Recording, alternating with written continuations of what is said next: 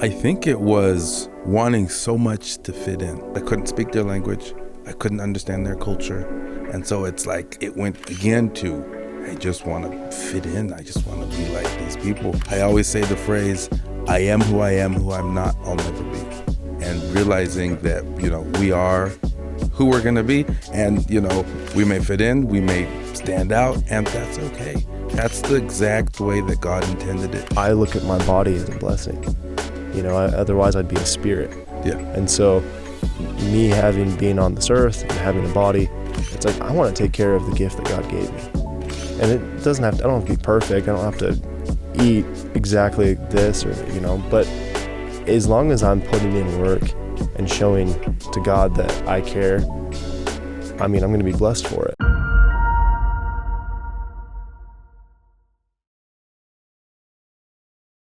Welcome again to another episode of Man on the Mic.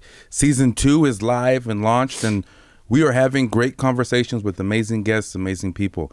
Today, I have one of my good friends, one of my fitness idols and icons here with us on the podcast. We are joined by Henry Barnes. I am going to throw it over to him to introduce himself and tell you guys a little bit about him. Yeah. Thanks, Jeff, for having me on here. I want to start our relationship and how we started. Uh-oh. It's kind of funny because I didn't really like you at first. Oh, I know. I met you at Vasa. We played basketball and you didn't pass me the ball. And I just remember who is this guy picking up full court, getting angry, and then anyway, you didn't pass me the ball. So that's kind of how we started our friendship. Okay. But then we moved over to EOS, and I think by then more calm, more chill. I think we got older, got wiser. Yeah. And I think part of the reason going over to EOS for me was about getting away from playing basketball. EOS, there's no courts. Yeah. So you just work out, maybe hit the sauna, and then go home. But yes, I am not a nice person on the basketball court. And EOS is, that's funny because I switched over to EOS a couple of years ago and I haven't regretted it. Yeah. It is so much more chill. It's not as this competition thing. So. EOS, sponsor us. That's please. Shout out to you. Awesome. So tell us about your story. Yeah. So I was born in Kazakhstan. I actually came to the States in 2004. So I was in an orphanage, and then my parents that are from America flew over and adopted me. They adopted me and my brother, but we're not blood related. Okay. So he was in a different orphanage, and then we came to the States. We lived in Saratoga Springs and then ended up moving to Roosevelt. It's just a small town in eastern Utah. You lived in Roosevelt? I lived in Roosevelt, yeah. What I am so curious, firstly, because I didn't know till recently that you were adopted, and I'm super curious to what has that been like growing up? It's definitely different. For people that are adopted, they understand it, but so my parents already had 7 of their own siblings. Okay. So I have a big family. And so when there's 2 of us and there's 7, sometimes it kind of felt like we were a little bit different, but maybe that's just by design, right? Are they all older than you? Yeah. Okay. So I'm the youngest. The oldest, there's a 15-year gap between the 2 of us. So growing up in Roosevelt, small town, it's majority white people. Yeah. And so I'm mixed. I'm not 100% white. Plus, I come from a different country. And so I never felt different, but you definitely notice that you're not like everybody else. You're not like everybody that you go to class with. Yeah. Yeah. How old were you when you adopted? I was 4. So I was born in 2000. Okay. Yeah, I was 3 or 4. See, that's super interesting because my parents had, let me get this right, had 4 kids. And then when the youngest was a little bit older, they adopted my brother and myself as well. We were adopted at 3 weeks old. And I was born in Maryland. He was born in Atlanta. And we are 3 hours apart. And so it's been like twins since birth.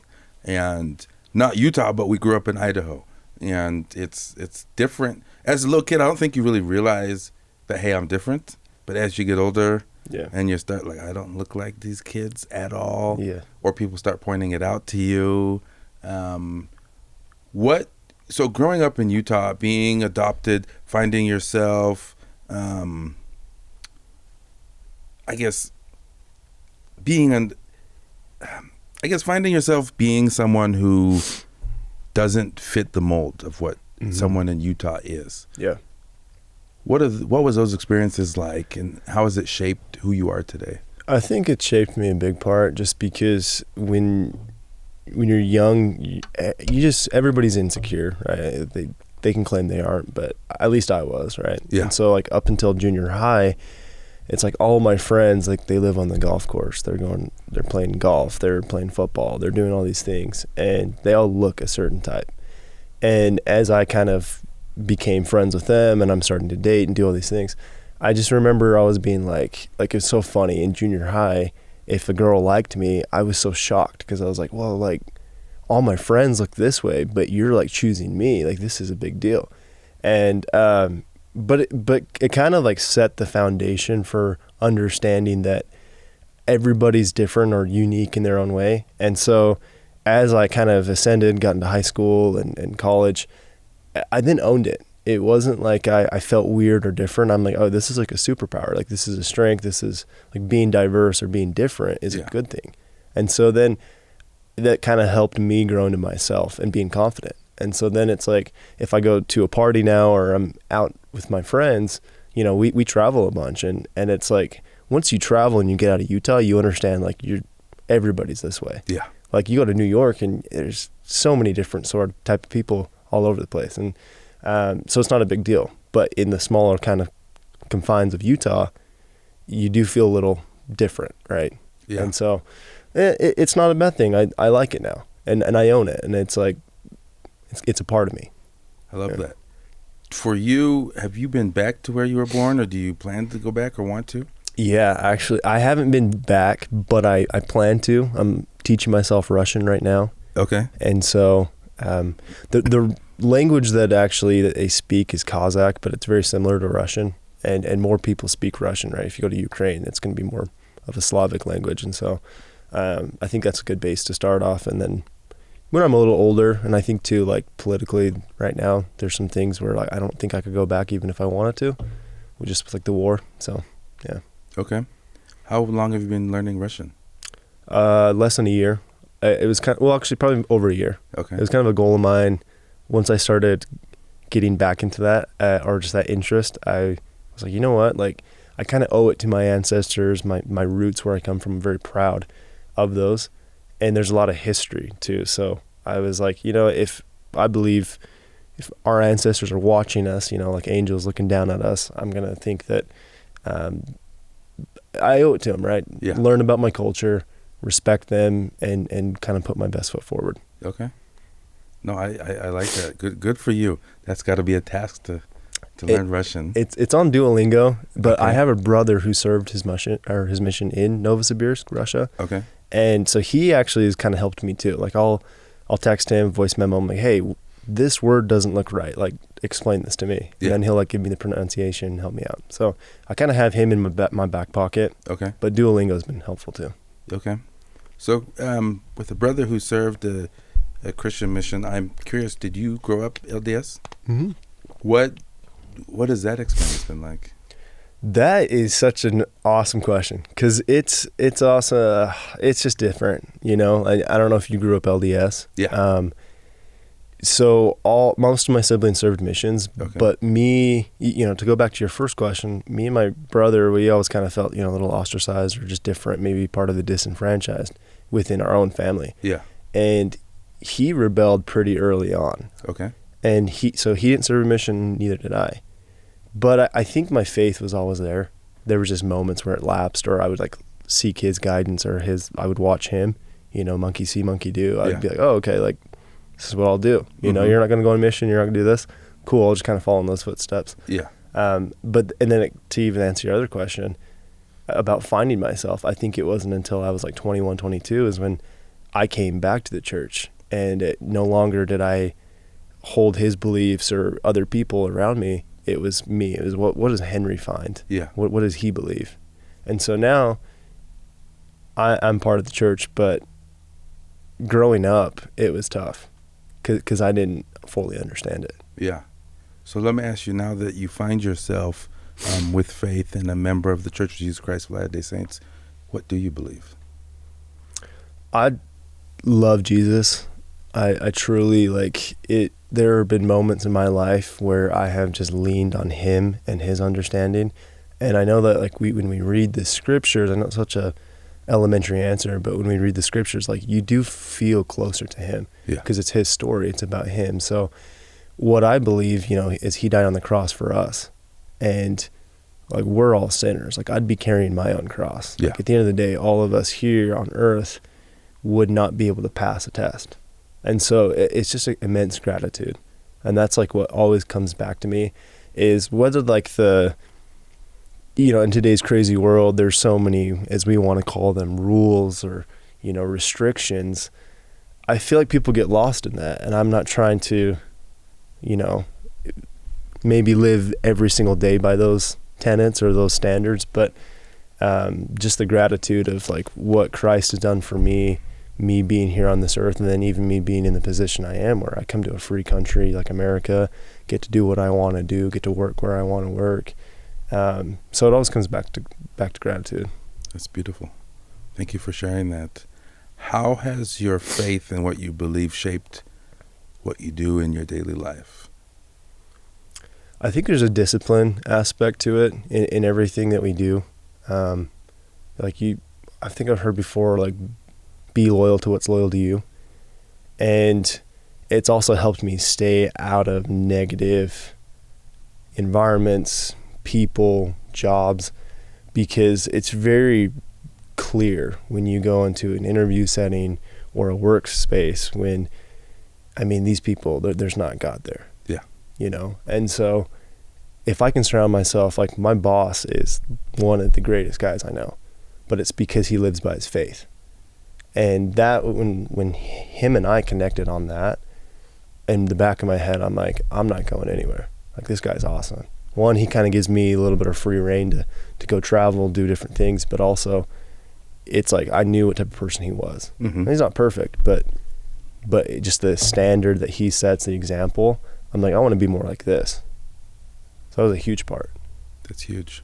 I know you're one of the people who faith is a big part of your life, but I also know fitness is a huge part of your life. What got you into fitness, and what keeps getting you to continue to push yourself to get to the next level? So I did football in high school, like most people. You learn how to lift weights, and what position were you? Played corner and wide receiver. Yeah. And I think that was like the first itch. You're in there, you're around masculine men. It's competition. Your best friend, he's lifting more than you. So there was always that. But I was pretty skinny, and it wasn't until like Snow College. I went to Snow College in 2019 to 21. I had friends on the football team, and they were a lot bigger than me. And then it was that COVID year where we all get sent home. Okay. Well, I ended up going back home to Roosevelt, and I work on a ranch with a friend. And so we're just kind of doing just small trivial things every day. But he was super in the gym because he was playing college football. Okay. And so I started working out with him, and I want to say that summer I gained like 10 pounds. But I was watching like YouTube videos of all these influencers, and they just made it fun, right? Yeah. It wasn't like this, they weren't posing, they weren't trying to, make themselves look like they were better. They just were saying, hey, like this is a healthy life. And I got addicted. It was so fun. And then it was probably last like 3 years, I've just seen growth every year. And now it's a part of my lifestyle. And it goes back to faith too. Because if we're talking about discipline, we're talking about things that God has given us, I look at my body as a blessing. Otherwise I'd be a spirit. Yeah. And so me being on this earth and having a body, it's like I want to take care of the gift that God gave me. And it doesn't have to, I don't have to be perfect. I don't have to eat exactly this or, but as long as I'm putting in work and showing to God that I care, I'm going to be blessed for it. And then, I don't get sick as much. I don't have to go to the hospital. Like there's a lot of benefits too that just outside of the church that, I've already seen. Yeah. I'm curious for you, what would you tell that person who's struggling with body dysmorphia or the way they look, but they can't get that nudge to go to the gym? I think that's tough. That's a tough question because I never had that. I had good friends around me who it was almost this competition where if they go, I have to go. I guess I would tell them that like progress is not linear. It's not going to be this beautiful, like, there's going to be ups and downs, which is just life. Life is this roller coaster of ups and downs, but the hope is that it keeps going and going, right? That it gets, exponentially higher. I guess the advice I would give somebody is like, don't compare. Like, don't look at other people. Everybody's journey is different. There's so many successful businessmen out there that didn't start until they were 40 or 50 or even 60. Yeah. And so that's so relative to this, just because you don't have to have the six-pack body at 25 or 35 or 45, like anywhere. Just start now. And I think, too, you're going to notice, you're going to feel better. Yeah. You're going to look better in the mirror. You're going to like notice progress. You're going to see different things. And that in itself will help you want to keep coming back. Okay. One of the things I noticed about you at the gym is you're one of the few people I've seen go into the sauna and read a book. Mm-hmm. And so I have two questions for you is, what got you into reading? Mm-hmm. And then my other question is, what is the top book for someone to read? Okay, that's a great question. Yeah. I personally like to read. When I did summer sales, but even like growing up, I was always reading. My parents, and I attribute so much of who I am to them. And at the time, I didn't understand it. At the time, I'm like, why can't I play video games? Why can't I, why can't I do this? Like, my parents didn't allow us to watch TV. We didn't have like Xbox, PlayStation, And at the time, I thought it was strict because all my friends did it. Yeah.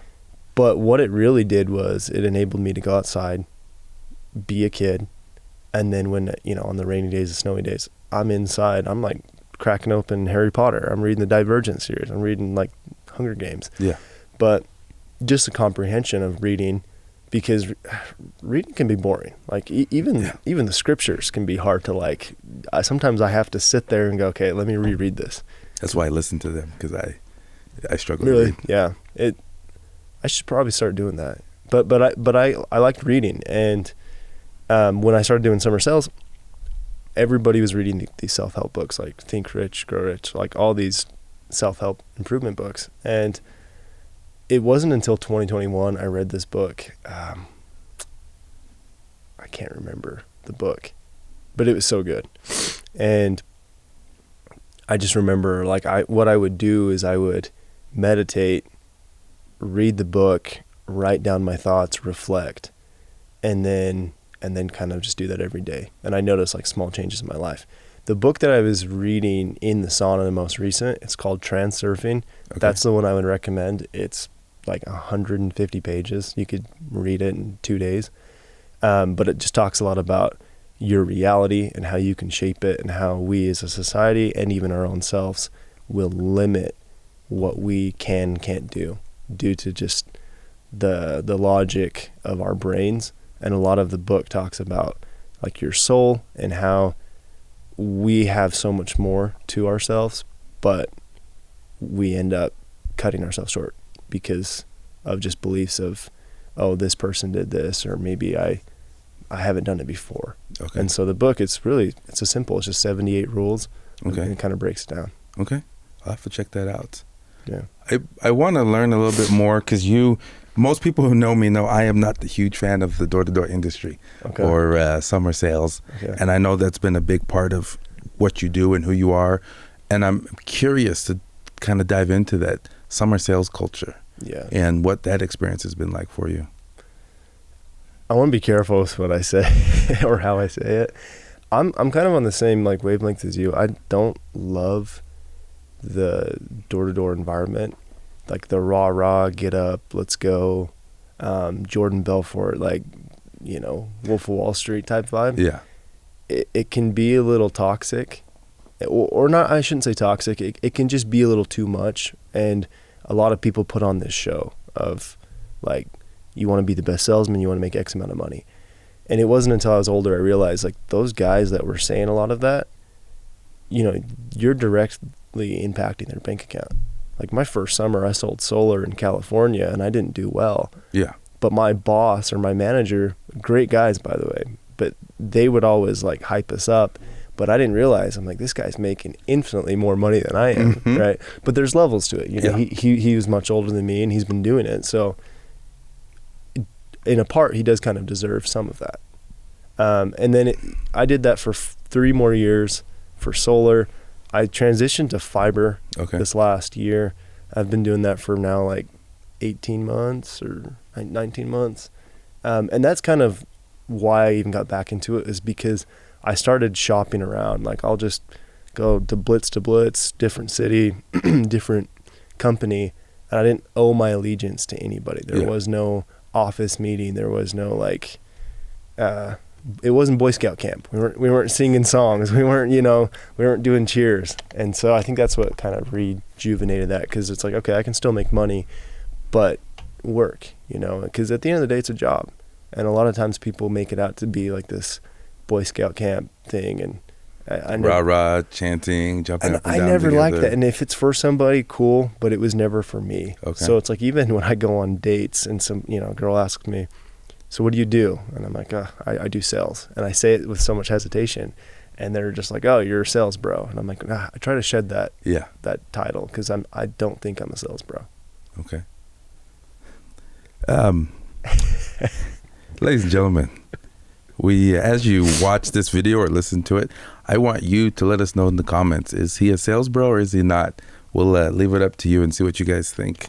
I want to ask you, if you looked at your experience with door-to-door and the different companies, what is the greatest thing that door-to-door has taught you about yourself? Yeah, never give up. Like, life is going to be hard. It doesn't matter what you choose, right? Whether you're a plumber, whether you're an entrepreneur, it doesn't really matter. There's going to be ebbs and flows. It's going to be positive, negative. And when you're on the doors, when you're a young 19, 20-year-old kid, and you're just thrown to the wolves, and you're not going to see that Honda Civic come back until 9 sharp. Yeah. You either have I guess you could just sit there on the curb. You could just find a gas station and hang low. But it's like, you made a commitment to yourself. You're there to make money. Yeah. And then there's also, I keep bringing it back, but competition. Like, I have friends on the team, and I'm like, well, if they're doing X amount of numbers, I can't be the only guy who's not doing this. And so that pushes me. But it is hard. And the rejection, I don't think the human brain was meant to be rejected 80 times a day. And so that right there teaches you a lot about yourself, and the self-doubt that can creep in, and maybe self-esteem. I know a lot of people would become depressed if they'd go a certain amount of days without sales, or they weren't hitting their numbers. Yeah. And so it's such an emotional thing, and I think learning to maybe be a little more stoic and not react, and I think that's something that every single person in today's world should learn, is be less reactive. Like, whether, I was driving here and the train is coming, and now we're bumper to bumper, and it's like somebody honks their horn. Does me getting mad and flipping them off, or you know what I mean? Yeah. Does it really affect it shouldn't affect my day, but it could. And that right there, I think I've learned that more like calmness and peace within is from sales and from door to door, because you are going to get some weird person who's yelling at you, and it's like, it's more about them than me. Yeah. Like, whatever's going on with their day and them being that way has nothing to do with me knocking on their door and talking about something. So does that mean now you on a basketball court and I'm not passing the ball to you, you're not going to get angry anymore? I won't, Jeff. I really won't. Okay. That was when I met you. I think I was like 20. Yeah. So I was very quick to anger and sales bro. Yeah. I was a little part of it. Okay. We'll run it up one of these days. Okay. We'll run it up. I want to shift gears right now, because I want to get a little bit personal, a little bit deep right now, and I want to jump into the dating game in Utah County. Here we go. Utah. We live in a state where, I guess, self-image is so important to people. Mm-hmm. Everyone cares so much about the way they look, what do they wear, and you get, even in social media, you see so many people that are not their authentic selves. Yeah. And they're trying to put this image out to the world of, look all that I have and look at me. What is dating and with the culture here in Utah been like for you? Yeah, it's been a bit of both. I've seen the good, I've seen the bad. And to your point, definitely like social media, in my opinion, can be so negative, and it can be destructive because you get people who will post things just for the attention, the views, or and you also will have, but then there's some who will post this because their friends are posting it, and they don't want to be left behind.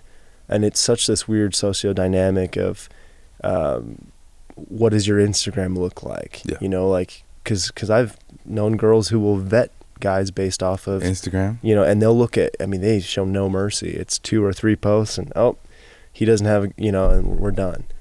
And which is tough, because if you're, whether it's like Hinge dating or Instagram or, you know, TikTok, you got to make a first impression. No longer the days of I'm going to approach you and try to like make you smile or laugh or, you know, ask you out on a date.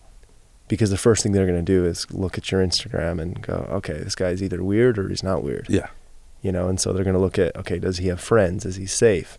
So there's good things too, right? Because if they show that you're capable, you have a job, you travel, like you're a well-rounded person. Mm-hmm. So there's positives too. But dating in Utah County in particular, it can be a little bit of a nightmare, in my opinion. Okay. What is your ideal partner?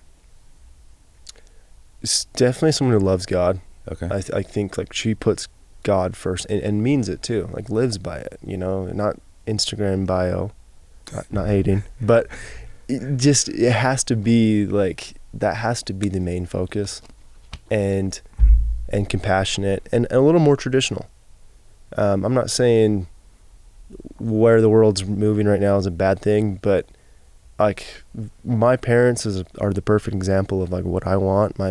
My mother had 7 kids of her own, and she was home and she was making sure that everyone was fed.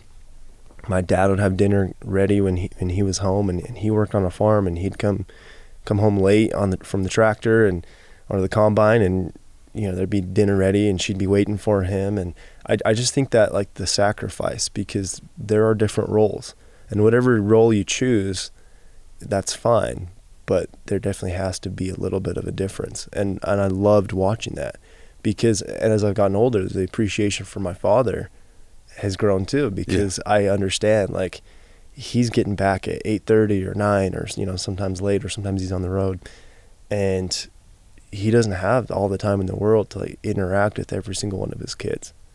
And, you know, as much as I would have loved for him to be more present in some of those things, I can appreciate the times he was. Yeah. Because he was handling so much at one time.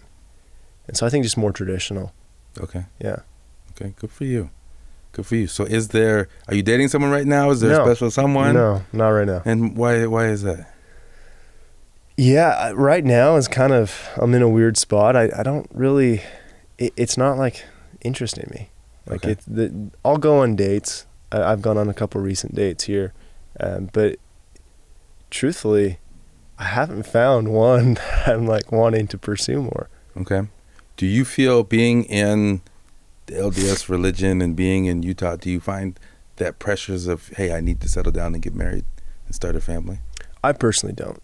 Okay. I kind of know what I want and how long that will take, or, you know, you can't put a timeline on anything, but I know a lot of people around me that are maybe 27, 28, a little older, do feel the pressure. I just turned 25, so I don't particularly feel it. Maybe I got time. I got some time, but also too, like, I think the goalposts have shifted a bit, where yes, there was a time where you got to get married young, have kids, but now it's like you can be 33, 34, and you're still very, very young. Yeah. Like your life is just starting. Yeah. In a lot of sense. So especially if traveling outside of Utah, you'll see people, you know, mid-30s people. That's when they're starting to settle down and get married. It's just a different ball game every time I travel out of Utah, and just see different states and even different countries. Yeah. And then you come back, and it's like you come back into this bubble where everyone looks the same. And for some people, there are those pressures. For you, when I say the word love, and you're looking at like the love that you have for yourself and for families, and even within relationships, what does that word mean to you? I think love is sacrifice. It's doing something without a expected result. Yeah. You know, like, and that could tie in with yourself, right? Like, you may work out at the gym 100 days and not see any progress, but at a 101, maybe you do. But yeah, love, like the way that I always viewed my parents is selflessness and wanting to do this. And I it's hard nowadays because, you know, you don't want to be a simp. You don't want to like give everything. Yeah. Right. You still want to have self-respect for your own self and set boundaries and standards for yourself. But, you know, I've been in love before, and I gave a lot. Yeah. And I never regretted it. You know, even when it ended, it was never something that I look back and go, man, I should have withheld this. If anything, it was like, man, I should have maybe done more, or, you know, that's kind of how I view love. A lot of people throw it around pretty easily. Yeah. But for me, I think it's hard.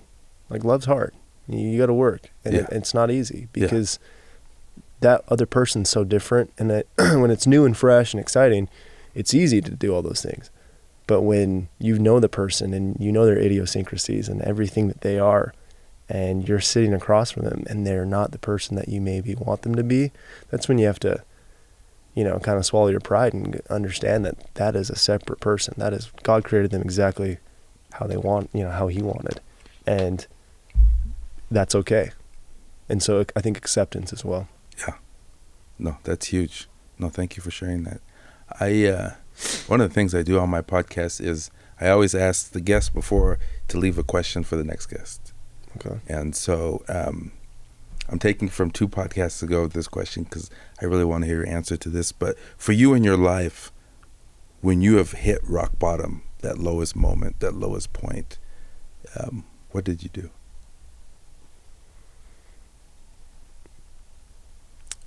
I leaned heavily on my support group.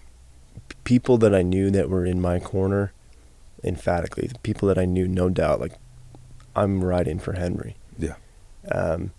Which I guess is kind of, I mean, like, that's God, right? Like, that's, because he never leaves you. Yeah. And going forward, now when I hit hard moments, it's leaning on Christ. It's leaning on, like, I go right back into it. Yeah. But at those times, you know, when I wasn't as strong with the church and maybe a little more materialistic, it was like, okay, like, I gotta improve myself. I gotta look better. I gotta do this. But I've always been hard on myself, and I've never regretted it, because when you're working, when you're striving towards something like a bigger goal, like, you get lost in that. Yeah. Like, that problem kind of goes away, and now what you're doing, what you're focusing on, becomes the main thing. Mm-hmm. And so you keep the main thing. Okay.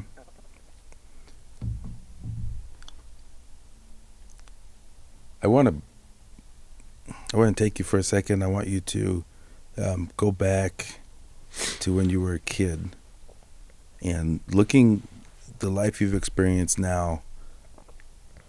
Are you grateful that you were adopted?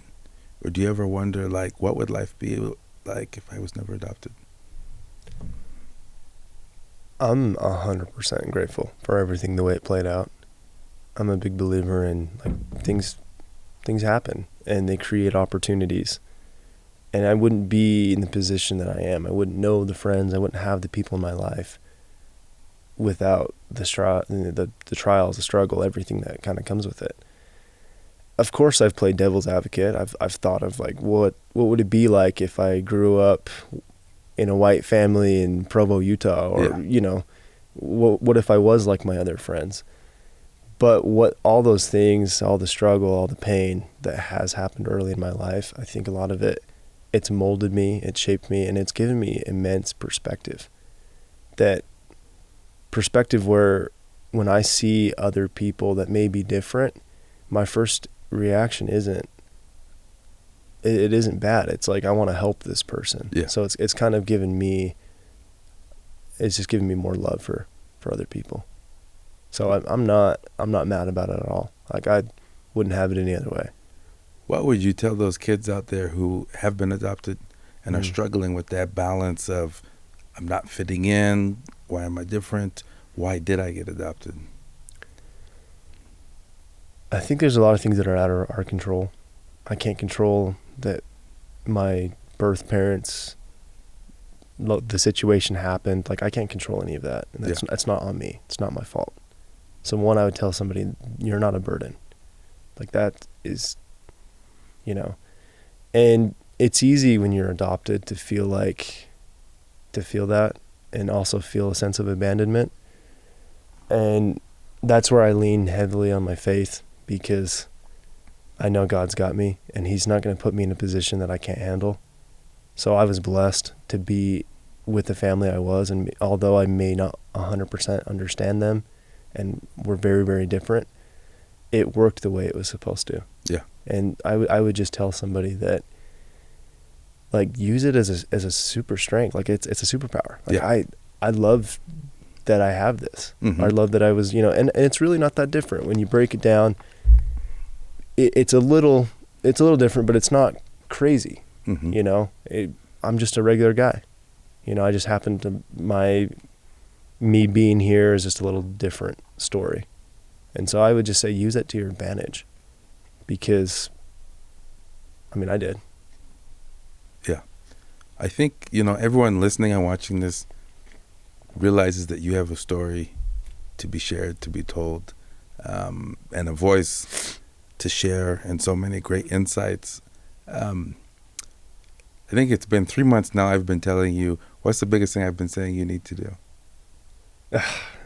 Post on social media. Yes. Yeah. What is it that stops you from posting?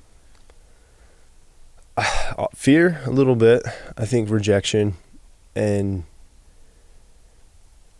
I don't want to generalize, but I think what keeps me so humble and grounded is I really try not to make everything about me. And when you're in that space, like, you are the brand. You are, like, what pushes content. You are, like, what gets views. And, I'm never say never, right? Like, I'm not saying I won't do it. Yeah. I just think the thing that's probably stopped me the most is I don't want to lose myself. Yeah. Like, I like who I am. I really do. I'm comfortable in my own skin. And when I feel like if I were constantly posting, like, my life and different things, I just don't want it to become fake. Yeah. Yeah. Yeah. No, I respect that, because there's definitely a balancing act. And when you lean in, there's almost no going back. Yeah. Because it becomes part of your lifestyle, it becomes a rhythm. And, I think you're right. Social media has its negatives, it also has its positives. There's a lot of good that you can put out there, but there's also, you can get trapped into that world.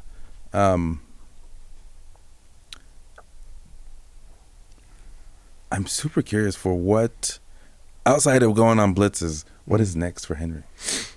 Oh, that's such a good question. I turned 25 a couple days ago, and I was talking with my roommates. They're a little older and a little more established, but we were having conversations just about like school, what's like the next thing. I want to stay in this field for a little longer. Okay. I like it. I feel good with it. But just like anything, right, it will become a little monotonous and kind of comfortable, and I do like to expand. Right now, because I went to ChatGPT and I was like giving Chat all my interests, like, hey, help me out type thing. Right now, I started modeling when I was 18. Okay. On the side. Okay. And so I've like shot a couple commercials. I've done shoots before. But at the time, I was young, and I was not as fit as I am now. And I think that was something that kind of came back to me was, like, I kind of want to pursue modeling. Okay. And so that would be something I'd do on the side. Just Okay. kind of see if that opens another door. So let me ask you this: do you want to pursue it, or are you going to pursue it? I am going. I've already applied to some agencies. Yeah. Okay, good for you. Yeah. That's exciting. Hey, I'm a proactive person. That's all right? exciting. Just making sure. Yeah. I'm Just making sure. proactive, yeah. That's exciting. Congrats. Good for you. Yeah. Thanks. What I got to ask this question now as a follow-up is, how do you, in the field of modeling, Yeah. and you start seeing yourself on brands and on different platforms, how do you keep from losing yourself in that world? So when I first got into that, the reason why I stepped away was because there's a lot of egos. There's a lot of people who, you know, you're told from a young age, hey, you're good looking, you're attractive, you're tall. It's really easy to get lost in your own sauce. It just is. You know, if you're getting constant validation, attention, and being told, it's the same thing as D1 athletes. I know a lot of D1 athletes are cool dudes, but they definitely have a little ego, and you got to at that level. Yeah. So I'm not. That's not a bad thing. But to my point, what I noticed is I would be on set and I would see, you know, there's the camera guy, there's the person giving you snacks, there's the person doing the makeup, and they're all a cog in this machine, this greater machine that we're going to put out this beautiful product, and they're not getting recognized, and the talent are the only people that they care about. But the problem is those talent also are the only people they care about. So it was very me centered. Mm-hmm. And so I actually took a step away from it because I didn't like how that was set up. I actually shot for, I actually can't say yet, but I shot for a commercial back in August. And You got to give us the inside scoop. they haven't released it yet, so like legally Okay. I can't say anything. Okay. But I shot for them, and I made it a point that when I was on set, I wanted to make sure to like shake everybody's hand, get to know everybody, know their name, because you know, I'm on camera, I'm on screen, but they're behind it, and without them, like this thing doesn't happen. And so I wanted to make sure like I left a good impression. And so moving forward like that, I feel like as long as I maintain that frame and keep who I am and still be me, that's how I don't lose myself. Okay. Yeah. I'm going to play a game real quick with you. Okay. You ever played Two Truths and a Lie? Sure. Let's do Okay. it. Let's run it. So I'm going to ask the question and then go ahead with the answers. So you shot the commercial for Oh, you want three Two Truths and a Lie. 2 truths and a lie. Okay. Oh, this is so obvious. Okay. Now I gotta come up with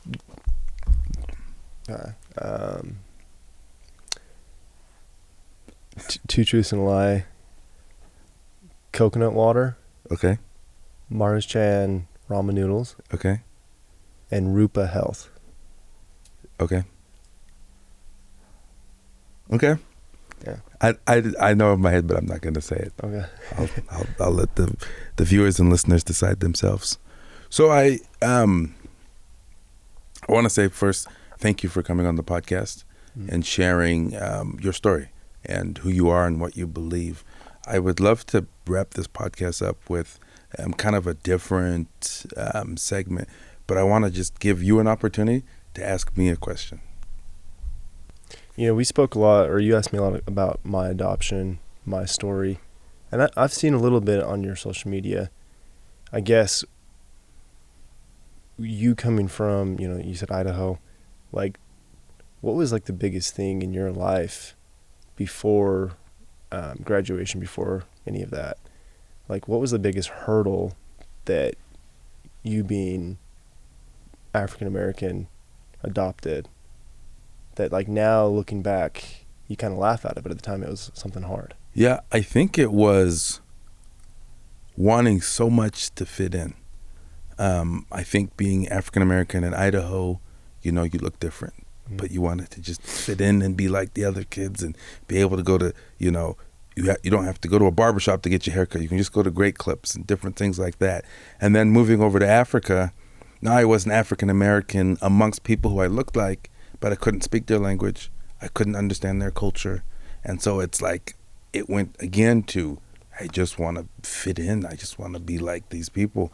Yeah. And then, you know, fast forward to today, it's like, I always say the phrase, I am who I am, who I'm not, I'll never be. And realizing that, we are who we're going to be. And, we may fit in, we may stand out, and that's okay. That's the exact way that God intended it. And I think the purpose of creating this earth is so that we could meet so many different people.